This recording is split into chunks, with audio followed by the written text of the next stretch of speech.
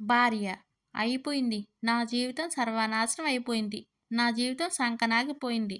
భర్త: ఇప్పుడేమైందని అలా అరుస్తున్నావు? భార్య: ఆ! నా జీవితం సర్వనాశనం అయింది. నా జీవితంలో ఏది జరగకూడదనుకున్నానో అదే జరిగింది.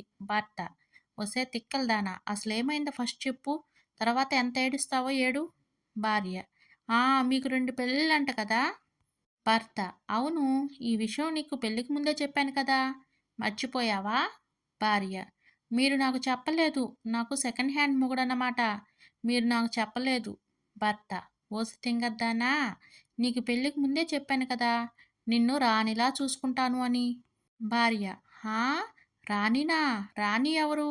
భర్త: అదేనే నా మొదటి భార్య. పేరు రాణి. నిన్నలా చూసుకుంటాను అని చెప్పాను. భార్య: సర్లే అండి. జరిగిందేదో జరిగిపోయింది. చెప్పండి, నేను మీ మొదటి భార్య కన్నా అందంగా ఉన్నానా లేనా? భర్త: ఏమే, నీ అందానికి ఏం తక్కువ లేదే. నువ్వు రాణి కన్నా చాలా అందంగా ఉంటావు. భార్య: హా! లేదు లేదు. మీ మనసులో నుంచి వచ్చిన మాట ఇది కాదు. మరేదో పైపైకి అలా అంటున్నారు. భర్త: అవును బంగారం. నువ్వు చాలా అందంగా ఉంటావు. అప్పుడప్పుడు ఏమనిపిస్తుందో తెలుసా?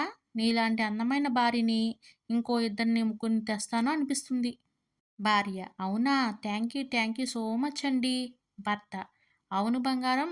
కడుపు నొప్పి వచ్చి నేను చనిపోయాననుకో, ఇప్పుడు నువ్వెక్కడుంటావు?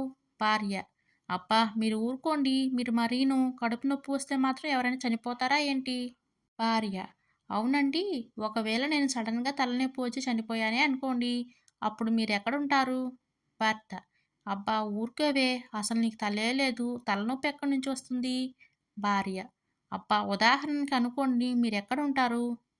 భర్త: ఏముంది, నేను మీ చెల్లెలు సరోజ దగ్గర ఉంటాను.